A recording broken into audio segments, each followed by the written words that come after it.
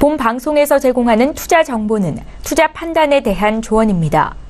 방송에서 제공하는 주식의 가치, 가격 상승 및 가격 하락에 대해서는 방송사에서 보장하지 않습니다.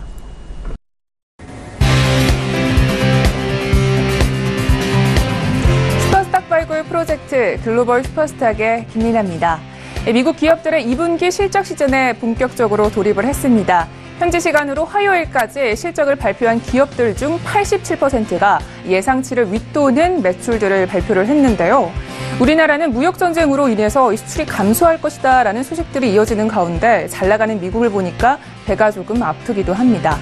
미국 기업들의 성장 과연 트럼프의 보호무역주의의 결과일까요? 과연 모든 전 세계가 이 보호무역주의로 가게 되면 어떻게 될까요? 오늘도 저희 글로벌 슈퍼스탁과 함께 하시면서 세계 경제의 흐름 짚어가시기 바랍니다. 저희 방송은요, 서울경제TV 홈페이지 그리고 톡스타 홈페이지를 통해서 함께 하실 수 있습니다. cntv.co.kr, 톡스타.co.kr을 통해서 참여해 보시기 바랍니다.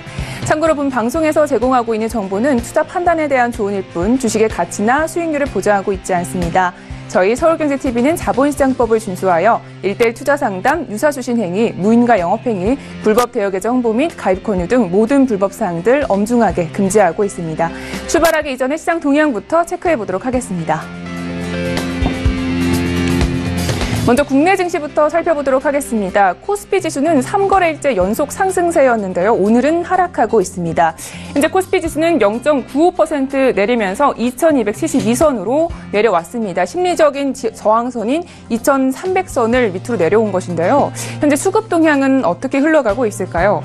네, 코스피에서 기관이 많이 팔고 있습니다. 1184억 원 정도 매도 중이고 이에 외국인도 111억 원 정도 매도 중입니다. 네, 코스닥 지수도 함께 살펴보도록 하겠습니다. 코스닥 지수 역시 내리고 있습니다. 현재 0.76% 내리면서 806선으로 이어가고 있습니다. 수급 동향도 체크해 보셔야겠죠. 네, 코스닥 지수에도 현재 기관과 외국인이 모두 쌍끌이 매도 중입니다. 개인만 나홀로 484억 원 정도 매수 중입니다. 현재는 금융투자에서 현재 짧은 기간 내에 매물을 쏟아내고 있는 걸로 분석이 됩니다. 이어서 해외 선물 지수도 함께 체크해 보도록 하겠습니다. 먼저 나스닥 지수입니다. 나스닥 지수는 현재 1%대 내리면서 7,227선으로 흘러가고 있습니다. S&P 500 지수도 함께 체크해 보시죠. S&P 500 지수 역시 내리고 있는데요. 0.97% 내리면서 2,769선으로 흘러가고 있습니다. 이어서 달러 인덱스도 체크하겠습니다. 달러 인덱스도 오르고 있습니다. 0.08% 오르면서 94선으로 유지하고 있습니다. 네, 이렇게 달러가 올라오면서 골드는 다시 하락세로 전환을 했는데요. 골드 현재 0.27% 내리면서 1,251달러로 거래 중입니다. 마지막으로 크루드 오일 살펴보도록 하겠습니다. 아직까지도 이 원유 공급 차질에 우려가 남아 있는데요. 현재 노르웨이와 가봉의 원유 노동자들이 파업에 들어갔다는 이야기가 다시 상승세로 돌려놓기도 했습니다. 현재는 크루드 오일 1%대 내리면서 73달러로 거래 중입니다. 이어서 중국 시장으로 넘어가 보도록 하겠습니다. 네, 상해 종합지수 먼저 체크해보겠습니다.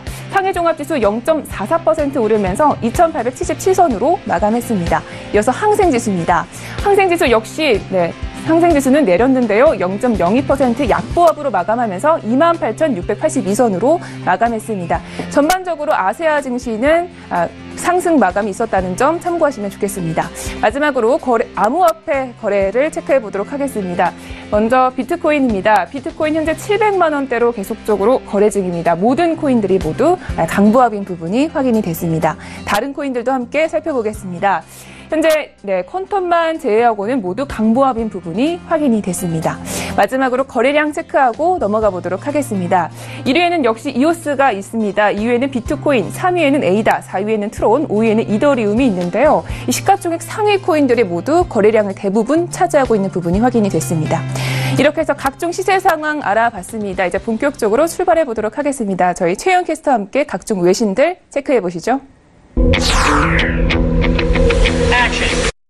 안녕하세요. 최혜원입니다. 요즘 가장 핫한 이슈 두 가지 외신을 통해 함께 알아보도록 하겠습니다. 그 이전에 오늘 어떤 이슈들 나와 있는지 함께 살펴보시죠.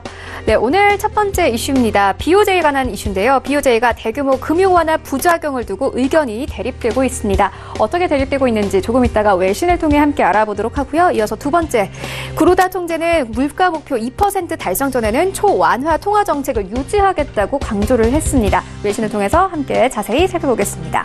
첫 번째 이슈입니다. 니케이 아시안 리뷰에 나온 기사고요. 제목 보시면 BOJ board splits as easing squeezes banking sector 이렇게 제목 나와 있는데요. 일본 은행이 은행들의 수익 악화로 통화 완화 정책에 대한 의견이 엇갈리고 있다 이렇게 설명을 하고 있습니다. 조금 더 자세히 함께 보시겠습니다.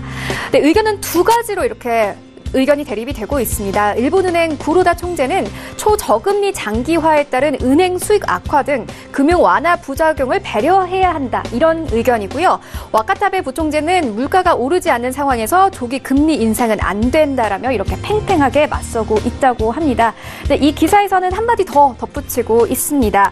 일본의 통화 완화 정책에 대한 파급 효과가 이렇게 이사회 멤버들을 갈라지게 만들었다. 이렇게 설명을 하고 있습니다. 이어서 관련된 외신 또 함께 살펴보겠습니다. 두 번째 이슈인데요. 제목 보시면 비즈니스 타임즈에 나온 기사고요. 제목 보시면 BOJ's Kuroda expresses resolve to keep ultra easy monetary policy 이렇게 제목 나와 있습니다. 일본은행의 구로다 총재가 통화 완화 정책을 계속 이어갈 것이다. 이렇게 표현을 했다고 합니다. 관련된 내용 조금 더 자세히 보시겠습니다. 현재 비즈니스 타임즈에서는요. 구로다 하루이코 일본 은행 총재가 물가 목표인 2%를 달성할 때까지는 완화 통화 정책을 유지하겠다고 강조를 했다고 합니다. 이에 더해서 한마디 더 덧붙였다고 하는데요. 현재 이 구로다 총재는 일본의 경제는 계속 좋아지고 있기 때문에 이러한 정책을 계속 펴가는 것이 중요하다. 이렇게 설명을 했다고 합니다. 앞으로의 정책은 어떻게 흘러가게 될지 다시 전문가들과 이야기 나눠보도록 하겠습니다. 네, 최윤 캐스터 수고하셨습니다. 이제 글로벌 이슈 조금 더 자세하게 분석을 해보도록 하겠습니다. 저희 수요일마다 함께 해주시고 계시는 분이시죠? 양세동 멘토님 인사 나눠봅니다. 네, 안녕하세요. 네, 안녕하세요. 네, 반갑습니다. 자, 첫 번째 이슈부터 분석을 해보도록 하겠습니다. 일본과 관련된 이야기죠. 올해 초부터 일본은 지속적인 양적 완화 축소 과정에 들어가겠다라고 이야기를 했었는데 최근 좀 상황을 보니까 기존의 기조와는 좀 많이 다른 상황입니다. 또 이 기사의 내용을 보니까 상반되는 견해가 나오는 입장인데요. 이 관련해서 조금 더 자세한 분석 들어보겠습니다. 네, 일단은 여러분들은 시청자분들한테 좀 설명드릴 내용은 올해 초부터 이제 지속적으로 채권 매입해오던 구조 자체가 좀 깨지기 시작했어요. 일본 내에서. 3월부터 이게 깨지기 시작했는데 일본 내에 있는 소비자 물가 지수가 지속적으로 올해 초부터 상승 국면에 들어가기 시작했고 앞으로 금리 인상에 대한 가능성을 엄청나게 시사를 한 상황입니다. 근데 앞으로 통화정책 자체가 변질될 경우가 생기지만 다시 한번 물가가 오르지 않는 지금 국면에 들어간 상황이거든요. 지금 대립되는 구조 이제 첫 번째 뉴스였죠. 첫 번째 뉴스에서 보시면은 대립되는 구조 자체는 조기 금리 인상이 안 된다와 장기적인 저금리 부분이 오히려 좋지 않다는 부분이 현재 대립되는데 제 개인적인 입장에서도 현재 언급드릴 수 있는 부분은 조기 금리 인상은 지금 시기상조입니다. 굉장히. 일단 구로다 총재하고 BOJ에서 주장하던 거를 완강히 밀어붙이려고 하는 경우의 수가 생기는데 시장 경제라는 것이 원활히 오르려면 그 수순을 지켜야 됩니다. 지금 유럽이라든가 미국 자체, ECB라든가 FOMC 내에서도 통화정책의 수순을 따르는 입장인데 단순히 여기서 조기 금리를 올리겠다는 부분은 개인적으로 불가능하다고 보고 오히려 일본 경제를 악화시키는 국면에 들어갈 가능성이 굉장히 크다고 보고 있습니다. 그러면은 최근에 소비자 물가 지수를 조금 확인을 같이 한번 해보도록 하겠습니다. 지난달까죠? 여러분들이 보시면은 일본 내에 있는 국내 소비자 물가 지수를 좀 체크해보면 되는데 올해 초부터 지속적으로 갑작스럽게 이제 0.7%에서 1.0%까지 오르는 국면에 올라갔어요. 이것 때문에 이제 채권 매입에 대한 축소를 시사하고, 우리 여기서 이제 금리 올릴 수도 있겠다. 이렇게도 좀 설명을 드렸었는데, 하지만 이제 다시 한번 인플레이션이 낮아짐에 따라 지금 이거 자체가 궤도가 바뀌고, 금리 인상은 아직 시기상조다. 어떻게 보면은 인플레이션이라는 2% 목표치 달성 전까지는 금리 인상에 대해서 언급하는 것은 굉장히 무리다. 이렇게라고 판단하시는 게 좀 더 보기 좋아 보입니다. 이상입니다. 네, 알겠습니다. 자, 그러면 앞으로 이 일본의 통화정책 진행 과정이 현재 양적 완화로 이어질 가능성이 크다. 저희는 이렇게 판단을 해보면 좋은 걸까요? 네, 일단 첫 번째 뉴스에서 이러한 대립구조 자체가 형성되는 거 봤는데 일단 전자였죠. 조기 금리 인상은 안 된다고 보고 있는 국면에서 이제 구로다 총재가 전일자로 초완화 통화 정책의 유지를 강조를 했습니다. 다음 뉴스 한 번만 다시 확인하고 또 내용 나누도록 하겠습니다. 알겠습니다. 그러면 다음 이슈와 함께 같이 체크를 좀 해보도록 하겠습니다. 지금 두 번째 뉴스 조금 전 언급을 잠깐 해주셨는데요. 이 구로다 총재가 초완화 통화 정책을 유지할 것이다라는 것을 강력하게 피력을 했다고 합니다. 이렇게 되면은 앞으로의 이 엔화의 방향성도 지금과 별로 변함이 없다. 저희는 이렇게 판단을 하면 좋은 거겠죠? 네, 일단은 엔화라는 거는 안전자산 성향이 굉장히 강하다고 제가 좀 언급드린 바가 있어요. 이게 그럼 안전자산에 대한 성향이 변하려면은 통화정책 자체가 이제 바뀌어야 되고 그렇게 구조가 와야 되는데 현재 이제 지금 이제 두 번째 뉴스를 확인해 보시면 양적 완화 기조를 이어간다는 거는 앞으로 안전자산 성향이 이어진다 이렇게 판단을 하셔야 됩니다. 그럼 안전자산의 성향은 달러 인덱스의 방향성에 의해 좌지우지될 가능성이 굉장히 크다고 봐야겠죠. 두 번째 뉴스를 보면 일단 중장기적인 인플레이션, 즉 소비자 물가지수가 기대치가 높아짐에 따라 목표를 향해 가속화할 것이다 이렇게 설명을 하는데 이건 일단은 앞으로 BOJ가 추구하는 방향이지 실제로 여러분들이 이제 방금 전에 이제 소비자 물가지수 보셨죠? 네. 실제로 올라가는 부분은 당분간 없죠. 네. 이 부분이기 때문에 앞으로 안전자산 성향을 지속적으로 이어갈 가능성이 굉장히 크다고 보고 있어요. 이 부분에 대해서 일단 올라가고 판단해보자는 입장을 주셔야 엔화를 상대적으로 편하게 볼 수 있겠죠. 앞으로 일본 내에는 자산 매입 축소 과정, 즉 테이퍼링을 하기 전까지 안전자산의 성향을 이어가기 쉬운 국면이고 테이퍼링을 하기 전까지는 달러의 통화 정책을 통해서 엔화를 바라보시는 관점을 보시면은 좀 더 엔화의 방향성을 쉽게 찾을 수 있을 것 같습니다. 이상입니다. 네, 알겠습니다. 그러니까 엔화는 계속적으로 이 안전자산의 특성을 보이겠다 이렇게 말씀해 주셨고 달러 상황에 좀 대변해서 엔화의 방향성을 가늠할 수 있다 이렇게 말씀해 주셨는데요. 최근에 이 달러 인덱스에 중요하게 봐야 하는 관점 왜 이렇게 보시는지 말씀을 좀 들어보고 싶은데 어떻게 보시나요? 네, 일단은 지금 최근 달러 자체가 상당히 고가 상태로 넘어오는 국면이에요. 이게 변곡이 올 수 있냐 안 올 수 있냐 이 부분을 굉장히 체크하는 부분이겠죠. 일봉을 확인해 보시면 굉장히 고가 자리에서 이 자리에서 변곡이 올 가능성이 굉장히 시사가 되냐 아니냐 그거 가지고 굉장히 판단하는 문제라고 보고 있어요. 지금 어떻게 보면은 변곡에 올 만한 지금 시황 자체가 없어요. 네. 일단은 최근 달러가 이제 유럽 중앙은행에서 테이퍼링 종료라든가 인플레이션 상승에 대한 강한 자신감을 월요일날 드라기 총재 연설을 통해서 드러났는데 중요한 거는 이제 9월 금리 인상 가능성이 시사되냐 안 되냐에 따라 굉장히 갈릴 가능성이 굉장히 크다고 보고 있어요. 잠시만요. 네. 네. 자, 이 그림을 찾기 위해서는 여러분들이 지금 좀 중요하게 봐야 될 게 있는데 여러분들 이제 시청자분들이 달러가 이 자리에서 고가가 나왔다 이렇게 판단하기 위해서는 내일이죠. 내일 CPI 미국 내에 있는 근원 소비자 물가지수를 꼭 확인하셔야 됩니다. 자, 근원 소비자 물가지수를 왜 확인해야 되냐면은 지금 미국에 있는 이제 근원 소비자 물가지수가 정확하게 2.2%예요.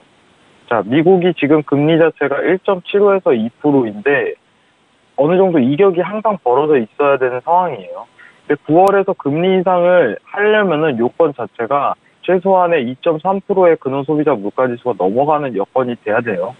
근데 이 여건 자체가 만족을 못한다면은 제가 봤을 때는 9월에 금리 인상 자체를 한번 쉬어가는 상황이 연출될 가능성이 굉장히 크다고 보고 있어요. 그러면 9월 금리 인상 가능성이 낮아지는 시점 자체가 내일을 기준으로 굉장히 중요한 지점으로 보고 있습니다. 그래서 여러분들이 엔화라든가 골드 자체를 매매할 때는 자, 내일 미국 내에 있는 소비자 물가지수입니다. 미국 소비자 물가지수가 동결이 나오거나 한 단계 다운되는 상황이 연출된다면은 9월에 있는 미국 내에 있는 금리 인상 가능성이 굉장히 저조할 것이니 그때부터 유로 매수적, 엔화 매수적 관점을 보시는 게 좀 더 유리한 국면으로 보고 있어요. 지금 중요한 지지 자체는 사실 이 지지예요. 어제 전일자로 이 지지 자체를 일단 마저 국면이 보고 있는데 오늘은 한번 쉬어가는 장이 연출될 가능성이 굉장히 크다고 보고 있습니다. 왜냐면은 지금 모든 달러의 포커스 자체가 내일 있을 이제 CPI 지수에 굉장히 포커스에 굉장히 맞춰져 있기 때문에 이걸 기준으로 매매하시는 게 굉장히 유리하다고 보고 있고, 한 단계 이제 상승이 나온다면, CPI 지수가 상승이 나온다면은 달러가 추가적으로 올라가는 그런 현상이 이뤄질 수 있으니까 이 점을 조금 집중적으로 포커스 보시면은 내일부터 좀 더 이제 리스크 없는 안전한 매매를 이어갈 것 같습니다. 이상입니다. 네, 알겠습니다. 지금 달러가 이 소비자 물가 지수가 아직까지 목표치에 도달하지 못했기 때문에 9월 달에 금리 인상을 한번 쉴 수도 있다. 그때는 엔화를 매수로 대응할 수도 있다. 이런 의견이셨습니다. 자, 이렇게 해서 이슈 두 가지 잘 분석을 해봤습니다. 이번에는 해외 선물 시장에 잘 대응하기 위해서 우리 멘토님이 가이드 한 줄 평을 주실 시간입니다. 네, 멘토님, 오늘의 가이드는요? 네, 엔화의 방향성은 달러에 달려있다. 네, 엔화의 방향성은 달러에 달려있다. 방금 이슈를 통해서도 체크를 해봤죠? 네, 좀 더 구체적으로 설명을 들어볼게요. 네, 엔화가 이제 양적 완화 기조를 유지함에 따라 안전자산 성향에 대한 변질은 이루어지지 않을 것으로 보고 있습니다. 그렇기 때문에 골드라든가 엔화 자체는 앞으로 달러의 통화 정책 자체라든가 이슈 속에서 방향성이 결정되는 이러한 현상이 이뤄질 것으로 보고 있고, 내일 CPI 수치에 따라 최근 앞으로의 달러에 대한 방향성이 결정될 가능성이 굉장히 크다 보니까 내일 CPI, 즉 미국 내 근원 소비자 물가지수 확인하고 엔화라든가 골드를 매매하시면 굉장히 유리하게 매매하실 수 있을 걸로 보고 있습니다. 이상입니다. 네, 알겠습니다. 자, 가이드 한 줄 평 잘 들어봤습니다. 이번에는 매매 전략 시간으로 가보도록 하겠습니다. 전일장 어떻게 트레이딩 전략을 펼치셨는지, 그리고 오늘은 좀 어떻게 대응을 하면 좋을지 이야기 들어보도록 하겠습니다. 사실 이제 전일 지지 자체를 여기서 조금 기다렸어요. 기다리고 이제 유로를 보는 국면이었는데, 전일 이제 골드 자체가 굉장히 꺼지는 국면이었고 매매 자체가 굉장히 패턴이 꼬이는 국면으로 볼 수 있어서 개인적으로는 유로 부분 이 지지 말고는 굉장히 다른 매매 전략을 펼치지 않았어요. 오늘 전략 자체는 사실 제가 이제 여러분들한테 이제 아까 전에 언급했다시피 지금 기조 자체가 이게 지지가 맞는지 확인하기 위한 단순히 쉬는 장이에요. 쉬는 장. 오늘은 달러 인덱스 기조로. 여러분들 달러랑 유로는 그냥 반대로 보시면 됩니다. 그러면은 유로를 매수 보기 위한 조건은 뭐냐면은 내일 있을 CPI 지수를 확인하고 그 다음에 매수를 봐도 무방해요. 내일 있을 CPI 지수를 확인하고요. CPI 지수 자체가 동결이라든가 다운 자체가 떠버리면은 그때 유로를 매수를 좀 보셔도 됩니다. 오늘 전략 자체는 개인적으로 좀 쉬고 가셨으면 좋겠어요. 매매를. 하루를. 골드라든가 엔화, 달러 영향을 받는 지수 자체는 개인적으로 좀 쉬고 가시는 게 굉장히 유리한 국면이다. 이렇게 좀 판단하고 있고, 나스닥 자체가 오늘 개인적으로 조금 많이 무너질 것으로 보이는데, 지금 장중에 지금 굉장히 무너지는 모습을 그림을 그리고 있습니다. 네, 국내 이제 증시 자체도 굉장하게 무너질 것으로 예상이 되는데, 지도 자체 이제 여러분들이 보시면은 60분봉에서 오늘 앞으로 이제 매매 변곡이 왔는지 테스트하기 위해서는 이 지지 자체가 무너지는지 60분봉에서 이걸 좀 체크하시고 그 다음부터 또 추가적인 매도 방향을 설정하시는 게 굉장히 유리하다고 보고 있습니다. 나스닥 자체는 오늘 좀 변동폭이 굉장히 클 것으로 보이거든요. 좀 여기서 지금 지지받는 모습도 굉장히 그려지는데 이 지지 부분 꼭 체크하시고 저가 자리가 지금 7204로 형성되어 있는데 이 부분에 대해서 깨지는지 안 깨지는지 확인하고 만약에 깨진다면은 내일 추가적으로 매도를 한번 봐야겠다. 이 마인드로 좀 접근하시는 게 리스크를 줄이고 매매할 수 있을 걸로 보입니다. 이상입니다. 네, 알겠습니다. 나스닥 같은 경우에는 7,204선에서 주요 지지 라인으로 보시고 계시다라는 말씀까지 들어봤습니다. 자, 이렇게 해서 글로벌 이슈 여행 가이드는 여기까지 들어보도록 하겠습니다. 네, 멘토님 오늘도 말씀 고맙습니다. 네, 수고하셨습니다. 글로벌 이슈 여행 가이드 화면으로 정리하겠습니다.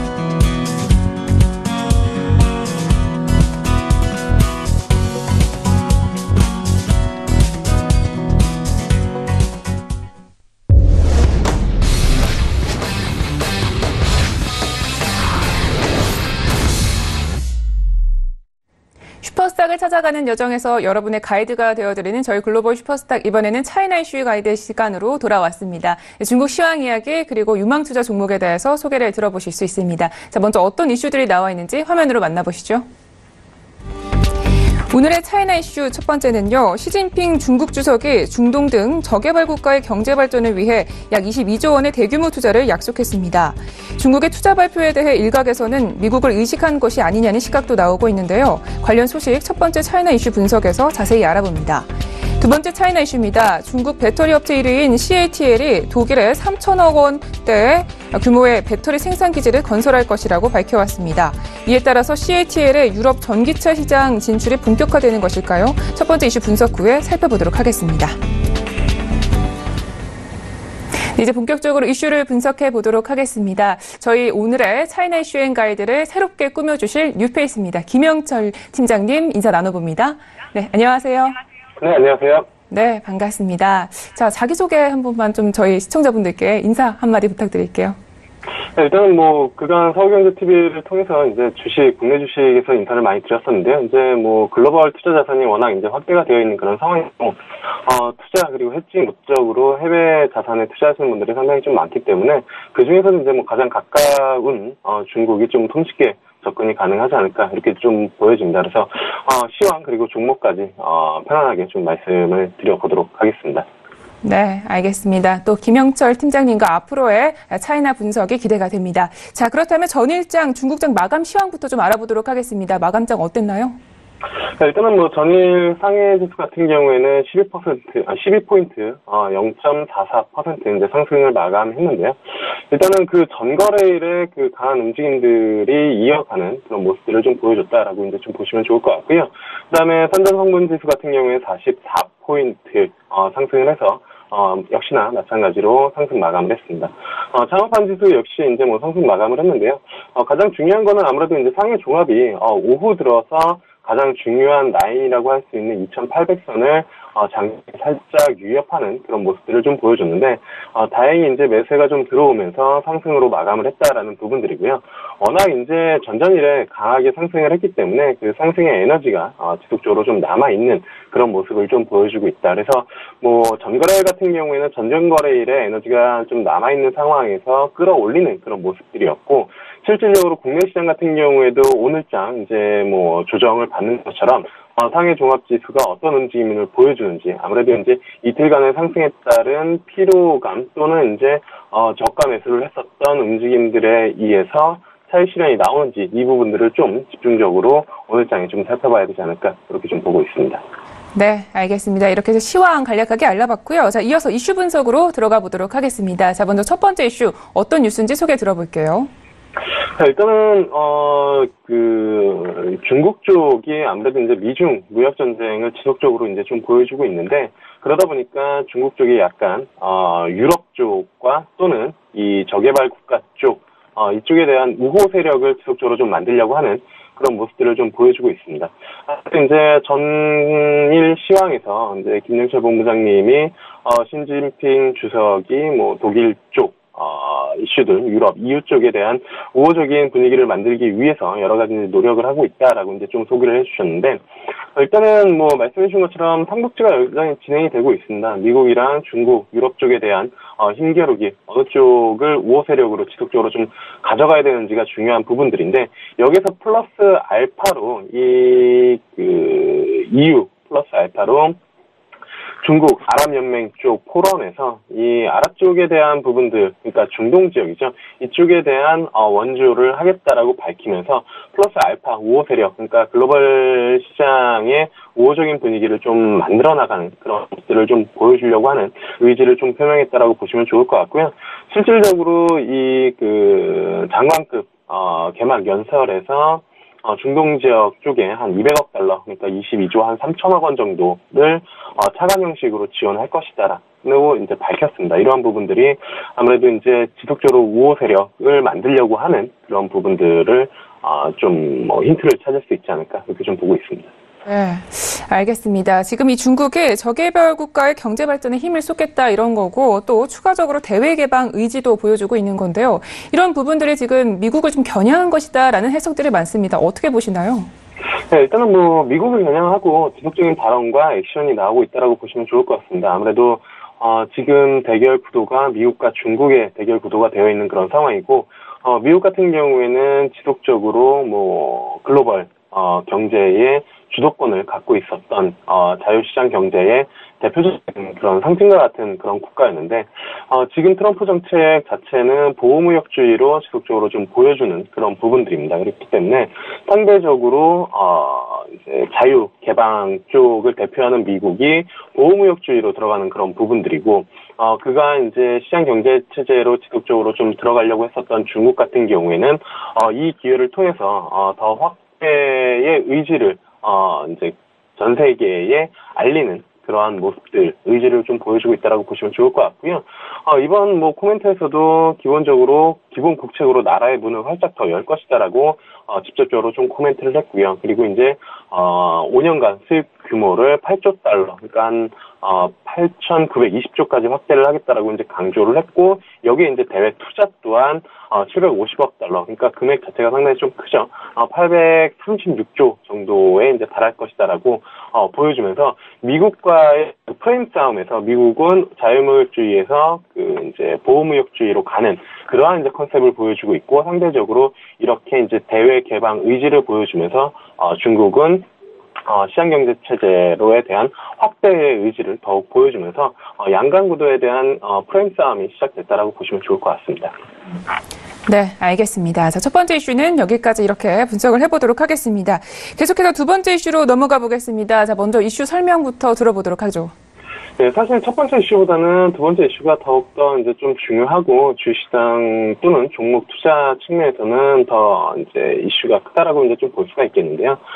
이제 중국의 1위 배터리 업체죠. CATL이 이제 독일에 한 3천억 원 정도 배터리 공장을 건설한다라는 그러한 이제 기사입니다.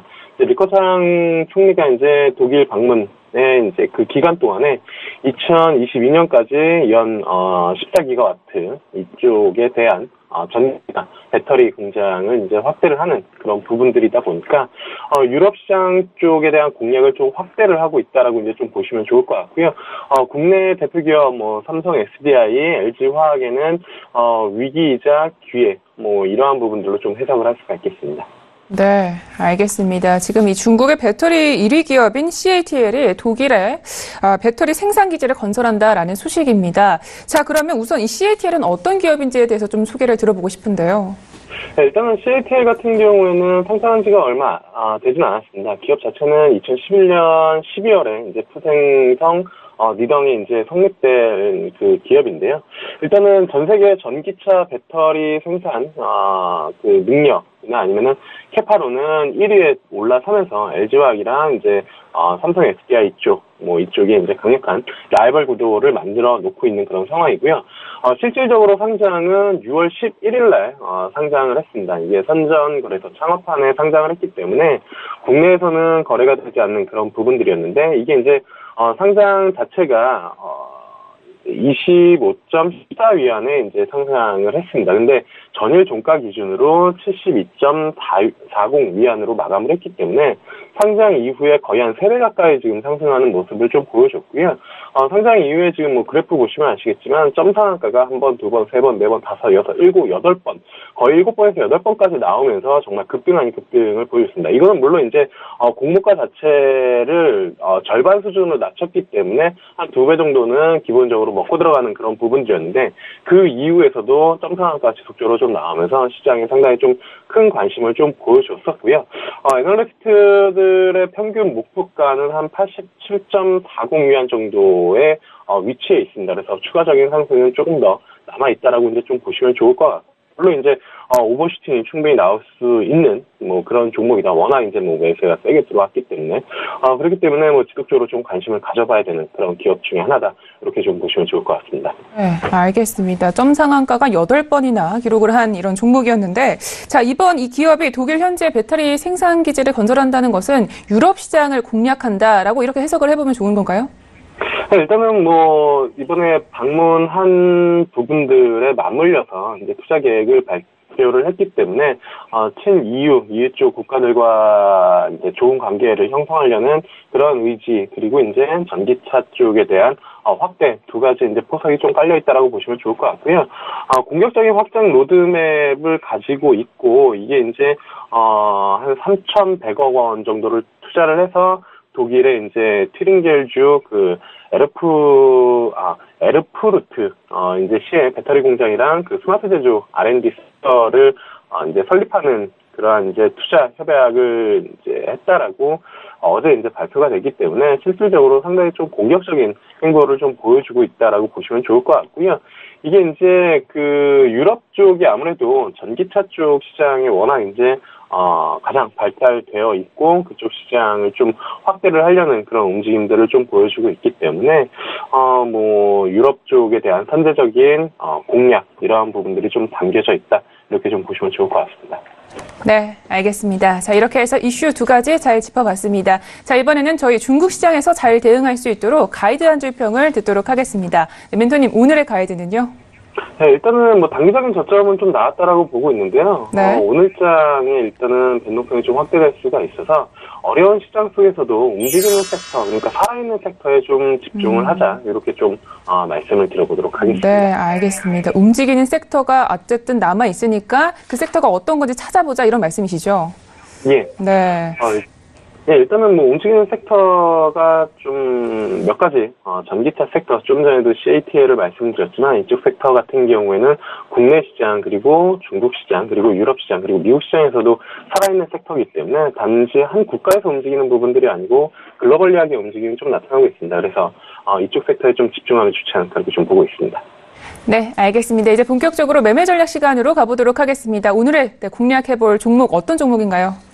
자, 일단은 앞서 이제 전기차 섹터를 좀 말씀을 드렸는데요. 전기차 섹터 플러스 알파로 지금 시장에서 같이 움직이고 있는 섹터가 MLCC 관련된 기업들이 상당히 국내 시장이나 아니면 중국 시장에서도 강한 움직임을 좀 보여주고 있습니다. 그래서 오늘 말씀드릴 종목은 풍화고가라는 이제 기업이고요. 상해에 이제 형성이 되어 있는데 코드 번호는 000636입니다. 그래서 기업이 어떤 기업이냐라고 보면은 MLCC 쪽을 생산하는 그런 기업입니다. 국내 같은 경우에는 삼성전기 그리고 산화컨덴서가 전 신고가를 기록을 하는 모습들, 그러니까 그 MLCC 판가를 지속적으로 좀 올리고 쇼티지가 난다라는 이슈 하에 종목이 상승을 좀 보여줬는데, 국내에서만 쇼티지가 나는 부분들이 아니라 글로벌리하게 이러한 이슈들이 발생이 되고 있기 때문에 중국 쪽에서 MLCC 만드는 기업 당연히 봐야 되지 않을까 이렇게 좀 보고 있고요.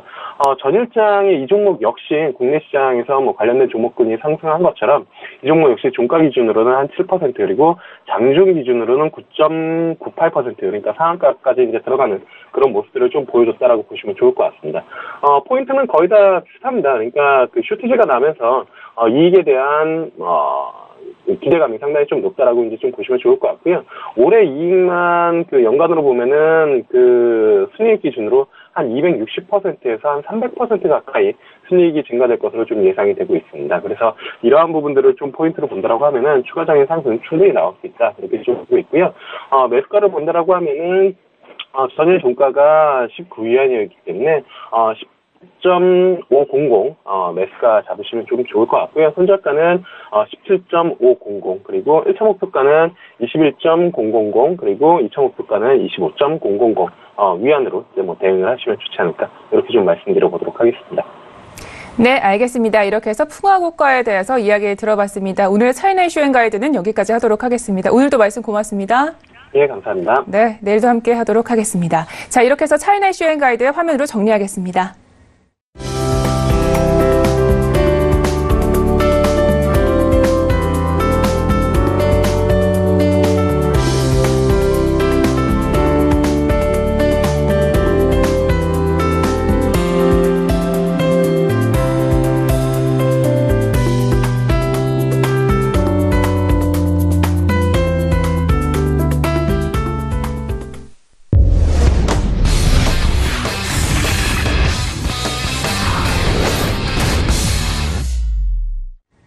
암호화폐에 관련된 엄선된 정보들만 드리고 있는 저희 글로벌 슈퍼스탁의 자랑 시간이죠. 코인 이슈 앤 가이드 시간으로 돌아왔습니다. 자, 먼저 어떤 이슈들이 나와 있는지 화면으로 만나보시죠. 첫 번째 코인 이슈입니다. 중국계 신생거래소인 F코인이 후오비, 바이낸스 등을 가볍게 제치고 거래량 순위 1위에 등극했습니다. 거래소 설립 단 2달 만에 벌어진 일이라 업계 내에서도 여러 가지 말들이 나오고 있는데요. F코인은 어떤 전략으로 거래량 순위 1위에 올랐는지 잠시 후에 자세히 짚어보겠습니다. 두 번째 이슈입니다. 탈중앙화 거래소 올비트가 가입자 및 거래 폭주로 인해서 신규 가입을 제한하고 나섰습니다. 정확히 올비트는 어떤 거래소이며 왜 이렇게 많은 사람들의 주목을 받고 있는 건지 두 번째 이슈 분석에서 살펴봅니다. 이제 본격적으로 이슈 분석을 해보도록 하겠습니다. 저희 윤진 멘토님 스튜디오에 모셨습니다. 인사 나눠볼게요. 안녕하세요. 네, 안녕하세요. 네, 반갑습니다. 자, 이제 본격적으로 이슈 분석을 빠르게 해보도록 하겠습니다. 먼저 어떤 뉴스인가요?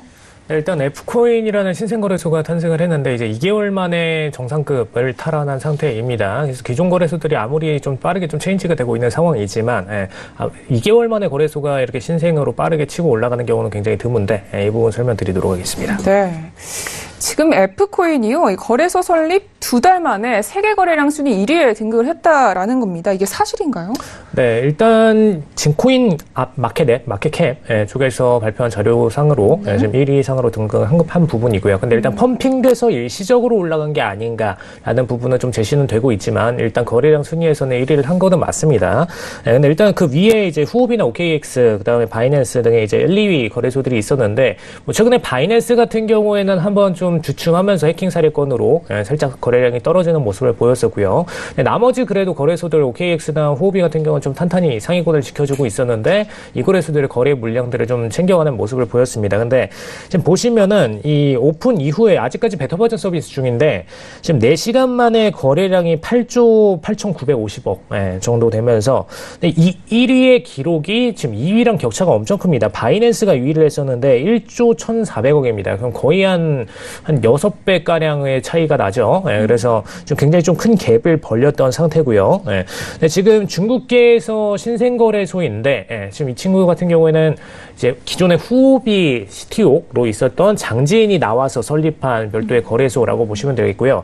이 거래소의 핵심 차이점이라고 보신다면 FT 토큰이라고 보시면 될 것 같습니다. 그래서 FT 토큰에 대해서 조금 더 집중적으로 설명드리도록 하겠습니다. 네, 알겠습니다. 자, 그런데 이 아무리 암호화폐 시장이 빠르게 움직이고 있다라고 하더라도 이게 좀 가능한 건가요?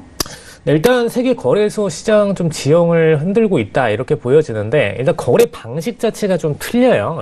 기존에 물론 기본적인 사고 팔고의 방식 자체는 누구나 어떤 거래소나 다 동일하게 갖고 있지만 일단 거래 용도에 있어서 핵심적으로 시장을 바꾼 거는 FT 토큰 형태입니다. 이 토큰 같은 경우에는 기존의 뭐 후오비나 혹은 뭐 바이낸스 같은 친구들도 똑같이 이걸 사용을 했었는데 예를 들어서 후오비 같은 경우에는 HT 토큰이라는 거를 발행을 했었고 이 토큰을 구매한 분들께는 이제 후오비에서 이용하는 거래 수수료를 할인해주는 그런 개념의 할인 포인트 서비스로 형태로 이루어졌었고요. 바이낸스도 마찬가지로 바이낸스 자체 BNB라는 토큰을 발행을 하면서 같은 서비스를 제공을 했었습니다. 그래서 사실상 이 락인이라고 하죠. 이 거래소에 한번 진입하고 난 소비자들을 계속해서 이 거래소 안에 묶어두려는 형태. 일단 어떤 토큰을 구매하고 나면은 이 거래소 안에서 수수료 할인을 받을 수 있기 때문에 여기 머물려고 하는 그런 형태를 계속 만들어 왔었는데 문제는 이 F코인 같은 경우에는 후오비의 어떤 기술력적인 부분을 전부 다 알고 있는 CTO가 나와서 설립을 했기 때문에 후오비에서 쓸 수 있는 모든 기술력들은 전부 다 끌고 왔을 걸로 보여지고요. 근데 F코인의 특징적인 장점이 있다면은 FT 토큰이라는 형태가 단순히 거래 수수료를 인하하는 형태가 아니라 어떻게 보면은 폰지 사기적인 느낌까지도 결합이 돼서 기존의 FT 토큰을 보유를 하고 계신 분들은 추후 FT 토큰, F코인 쪽에서 발생하는 거래 수수료를 배당받을 수 있는 어떻게 보면 지분 형태의 수준까지도 발전했다라고 보시면 될 것 같고요. 그다음에 거래를 하면서 예를 들어서 뭐 비트코인을 계속 거래를 해 나간다. 그러면은 추후 FT 토큰이 계속해서 쌓이는 구조로 어떻게 보면 마일리지 형태로 FT 토큰을 계속 받을 수 있고 거래를 많이 하면 많이 할수록 더 많은 FT 토큰을 받을 수 있겠죠. 그럼 추후에 배당금이 더 커질 수 있는 이런 형태가 되기 때문에 거래만으로 지분이 쌓인다는 개념으로 굉장히 좀 소비자들한테 인기를 끌고 있다라고 보시면 될 것 같습니다. 네, 알겠습니다. 그런데 좀 이야기를 듣고 보자니 FT 코인의 경우에는 이 포인트의 개념이 개념이 아니라 오히려 지금 현재 코인 발행식과 같다라고 볼 수도 있을 것 같은데요. 네, 맞습니다. 이제 기존의 토큰, 뭐 HT 토큰이나 혹은 BNB 토큰 같은 경우에는 이제 이걸 구매를 한 분들께 어떻게 보면 회원권 같은 개념에 가깝죠. 회원권을 구매를 하고 그리고 이 거래 수수료를 인하를 해주고 이제 회원권을 가지신 분들께서는 예를 들어서 저희가 뭐 호텔을 이용한다. 호텔 같은 경우에도 회원권을 구매를 하면은 그 호텔을 자주 이용하게 되잖아요. 그런 것처럼 FT 토큰 이외에 HT 토큰이나 이제 BNB 토큰 같은 경우 바이낸스나 후오비 쪽에서는 그런 개념으로 토큰을 구매할 경우에 싸게 할인해주는 개념이었다면은 지금 FT 토큰은 일단 거래 발행 금액 중에서 51%는 거래 회원 커뮤니티 쪽으로 보내줬고요. 그 다음에 나머지 23%는 자체 펀드를 운영하고, 그 다음에 이 코인을 갖고 계신 분들, 토큰을 갖고 계신 분들 입장에서는 락인 용도를 넘어서서 추후에 적극적으로 채굴에 나설 수 있도록 어떻게 보면 지금 마이닝이라는 개념을 도입을 시켰습니다. 그러니까 거래를 함으로써 코인을 계속해서 채굴하는 개념이죠. 기존의 채굴 방식들은 이제 컴퓨터를 돌려서 뭐 이제 그래픽 카드를 돌린다거나 해서 코인들을 채굴하는 방식으로 이제 코인을 쌓아갔다면은 이거 같은 경우에는 거래를 많이 하면 많이 할수록 쌓이는 과정이기 때문에 이거를 마이닝으로 해석을 하고 있습니다. 그래서 ICO 되는 방식을 일반적으로는 이제 거래소에 검증을 통해서 상장을 들어가고 일반 소비자들이 들어와서 그냥 거래를 하는 단순한 방식이 있다면은 지금 이 코인 같은 경우는 FT 코인 같은 경우에는 우회 상장 형태로 ICO 됐다라고 보는 관점이 좀 많습니다. 그래서 우회 상장돼서 ICO가 되었고 이걸 채굴하기 위해서는 여기 거래를 많이 해서 그 다음에 FT 코인이 쌓이는 만큼 추후에 이걸 매각할 수 있는 권리가 생기고, 그리고 FT 토큰에 대해서는 추후 수수료에 대한 배당까지 떨어지고, 어떻게 보면 소비자들 입장에서는 꼭 먹고 알 먹고 계속해서 뭐 일석이조다, 일석삼조다라고까지 생각을 할 수 있기 때문에 굉장히 좀 메리트 있게 느껴질 수가 있고요. 지금 현재 기준으로 FT 코인 같은 경우에는 100억 개가 총 발행되었고 51억 개가 수수료 환급이라는 명분으로 거래소 이용자들한테 배분되는 형태로 들어가 있습니다. 알겠습니다. 자, 그러면 사실 그때부터는 좀 이 투자자분들이 F코인에서 사실 거래를 할 이유가 없어질 것 같아요. 네, 일단 초기에 마이닝을 끝내고 나서 일단 발행량 자체가 제한이 돼 있죠. 방금 말씀드린 대로 51억 개라는 수량이 제한이 되어 있는데 이 수량들을 전부 다 채굴을 하고 나면은 이거 굉장히 투자 가치가 없어지는 게 아닌가, 이제 더 이상 마이닝이 안 되기 때문에 이건 시장이 끝난 게 아닌가라고 생각하시는 분들이 계시는데 두 가지로 좀 이해를 하실 수가 있을 것 같아요. 오히려 이때부터 F코인의 가치가 극대화된다라고 저는 좀 분석을 들을 수 있을 것 같고요. 왜냐하면은 이때부터는 어떻게 보면 비트코인이 다 채굴이 끝났다라는 관점처럼 이제 희소성을 완전히 갖게 됩니다. 근데 그 상태에서 이 코인의 가치가 없다라면은 폭락장으로 이어질 수가 있을 텐데, 근데 이 지금 코인 같은 경우에는 거래소에서 나오는 수수료들을 지속적으로 받을 수 있는 권리와 같습니다. 어떻게 보면은 거래소의 지분 형태죠. 정확히는 거래소의 수익 모두를 받는 게 아니라 20%는 거래소가 가져가고 나머지 80%에 대해서 코인 보유자들끼리 배분하는 형태로 들어간다라고 보시면 될 것 같고요. 물론 이제 거래소 자체에서 갖고 있는 코인 물량들이 있기 때문에 이 80% 중에서 80% 전부가 소비자한테 간다라기보다는 거래소 물량 가진 거래소 측에서 가져가고 나머지 물량에 대해서 코인 소비자들이 떼어간다라고 보시면 될 것 같습니다. 그래서 이 개념을 갖고 있다 보니까 거래 물량들이 계속해서 발생하는 만큼 추가적으로 이 FT 코인에 대한 인기도가 올라간다라고 보시면 될 것 같고요. 추후 이 거래소는 거래 수수료에 대한 수익도 분명히 발생을 하겠지만 오히려 코인 가격 상승에 대한 메리트가 커질 걸로 보입니다. 그래서 이 거래소 같은 경우에는 수수료에 대한 수익, 그 다음에 플러스로 본인들이 우회 상장시킨 ICO에 대한 평가가치 상승, 이 두 가지를 수익 구조로 노린다라고 보시면 될 것 같습니다. 네, 알겠습니다. 그러니까 거래량이 굉장히 중요한 코인인 것 같은데요. 자, 그러면 앞으로 좀 다른 거래소들도 이런 식으로 좀 판도가 바뀌게 될까요?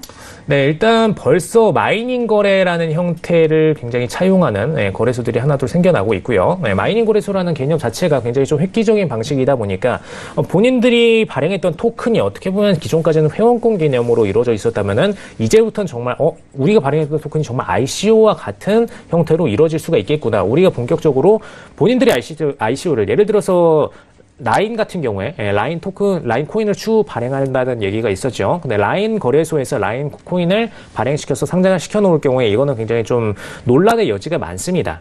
근데 지금 이 경우 같은 경우에는 지금 라인 이 F코인에 대해서 본인들이 발행을 해놓고 사실상 거래소 상에서 오픈을 해놓기보다는 우회 상장 개념으로 거래를 시키는 방식이죠. 그러다 보니까 일단 인기도에 있어서는 계속해서 유지가 될 거다라는 부분이 굉장히 메리트고요. 그러다 보니 기존의 거래소들 입장에서는 우리는 거래 수수료만 그동안에 받아왔는데 그러면 우리는 ICO 방식을 우회 상장시켜서 똑같이 마이닝이라는 희소성을 만들어내서 우리의 토큰 가치를 올릴 수 있겠다. 한마디로 회원권의 가치를 올릴 수가 있겠다라고 생각을 하는 개념이죠. 그래서 일단 먼저 마이닝 코인 개념부터 도입을 한다라고 보시면 될 것 같고요. 그다음에 살짝 어떻게 보면은 계속 폰지의 느낌이 들 수 있는 추후 거래소의 거래 수익에 대한 배분, 이 부분은 추후 새롭게 신생거래소 중심으로 도입할 가능성이 높다라고 보시면 될 것 같습니다. 네, 알겠습니다. 그러니까 이렇게 좀 변할 수도 있다라는 분석이십니다. 자, 이렇게 해서 첫 번째 이슈는 여기까지 분석을 해보도록 하고요. 두 번째 이슈로 넘어가 보도록 하겠습니다. 자, 먼저 기사 내용부터 소개를 들어볼게요. 네, 일단 업비트 측에서 만들었던 자회사였던 두나무, 두나무 측에서 이제 추가적으로 올비트라는 플랫폼을 이제 자회사를 통해서 오픈을 했다라고 보시면 되겠습니다. 알겠습니다. 지금 올비트 왠지 좀 업비트가 좀 생각이 되는데요. 어떤 거래소인 건가요? 네, 이제 업비트에서 사실 어떻게 보면은 자회사 혹은 이제 연관 기업으로 오픈한 부분인데 일단 블록체인 스타트업 오지스가 개발한 기업입니다. 그래서 탈중앙화 거래소인데 기존의 거래소 같은 경우는 어떻게 보면 중앙화 거래소라고 볼 수가 있죠. 업비트 같은 경우에는. 그래서 철저히 두나무의 관리 하에서 운영되는 플랫폼이었고 물론 이제 두나무의 운영진들 대부분이 카카오에서 넘어와서 이 사진들을 대부분 구축을 시켰기 때문에 어떻게 보면 카카오에서 운영하는 업비트라고 얘기를 할 수도 있는 상태였습니다.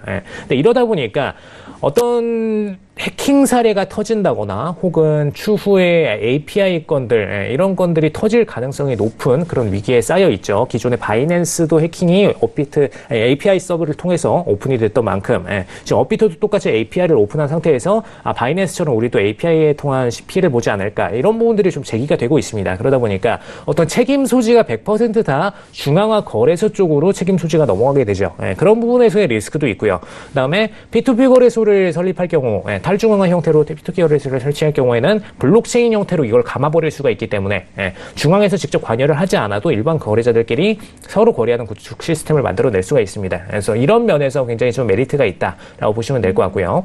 최근에 또 이제 장부 거래로 한번 논란에 휩싸였었는데 이 장부 거래 건으로 인해서 업비트의 가치가 살짝 훼손이 된 부분이 있죠. 그래서 지금 최근에 12거래소 건에서 한번 빠져서 거의 한 12위, 13위 정도까지 내려왔었습니다. 그러다 보니까 이 장부 거래라는 개념을 좀 벗어나기 위해서는 사실상 탈중앙화 거래소를 이용하면은 P2P 거래를 통하면은 일단 토큰이 실질, 토큰 혹은 코인이더라도 실질 거래 물량 기준으로 현물이 왔다 갔다 하는 방식으로 움직여지기 때문에 그런 면에서 굉장히 메리트를 가질 수가 있습니다. 장부 거래라는 개념과는 굉장히 이격화된 그런 플랫폼을 만들어낼 수가 있죠. 그런 면에서 메리트를 가진다라고 보시면 될 것 같고요. 일단 올비트라는 이름으로 오픈을 했는데 거의 이제 자회사급으로 회사도 분리를 시켜서 운영하다 보니까 기존의 업비트 플랫폼과는 다른 플랫폼으로 보시는 게 맞고요. 그 다음에 브랜드적인 면모에서도 앞으로 업비트의 어떤 이미지 타격 부분과는 굉장히 괴리감 있는 그런 독자적인 브랜드 이미지를 설립을 할 걸로 보입니다. 네. 자, 지금 이 올비트가요, 오픈하자마자 제한이 나올 정도면 어느 정도의 인기인지가 좀 실감이 되는데요. 앞으로 좀 거래 재개는 되는 거겠죠? 네, 일단 21시 이후에서 이제 오늘 23일까지 올비트에서 지갑 생성을 받을 수가 없다라는 부분을 공지를 했는데 이제 오픈하자마자 바로 거래량이 너무 폭증하다 보니까 빠르게 지갑 코인 개설을 닫아버린 거죠. 그러다 보니까 이제 앞으로는 다시 23일 이후에 재개할지는 퀘스천 마크인데 과거에 업비트도 한번 강하게 오픈을 했다가 서버를 계속해서 증설하면서 동시에 서버가 자꾸 폭주되는 사태가 발생하다 보니까 거기서 어느 정도 이상부터는 일단 법에 맞춰서 신규 계좌 개설까지도 막았었죠. 그런 면처럼 올비트도 그렇게 빠른 성장을 기대를 할 걸로 보여집니다. 그래서 앞으로 오히려 업비트보다 올비트 쪽에서 거래량이 더 폭증하지 않을까라는 기대감입니다. 알겠습니다. 자, 이렇게 해서 코인 이슈 앤 가이드는 여기까지 이야기 들어보도록 하겠습니다. 오늘도 저희 멘토님 말씀 모두 고맙습니다. 네, 감사합니다. 네. 오늘도 저희 글로벌 슈퍼스탁은 해외 선물과 중국 주식 그리고 암호화폐까지 전 세계를 대상으로 유망 투자 종목 발굴하기 위해서 열심히 달려왔습니다. 저희 방송은요, 서울경제TV 홈페이지 그리고 톡스타 홈페이지를 통해서 또 참여하실 수 있습니다. 참고로 본 방송에서 제공하고 있는 정보는 투자 판단에 대한 조언일 뿐 주식의 가치나 수익률을 보장하고 있지 않다는 점도 고지해 드립니다. 네, 글로벌 슈퍼스탁 오늘은 여기까지입니다. 오늘도 성공적인 투자 판단하시기를 기원합니다. 저희는 내일 뵙겠습니다. 함께해 주신 여러분 고맙습니다.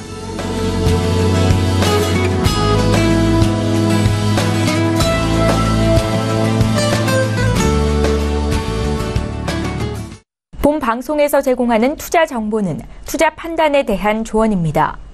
방송에서 제공하는 주식의 가치, 가격 상승 및 가격 하락에 대해서는 방송사에서 보장하지 않습니다.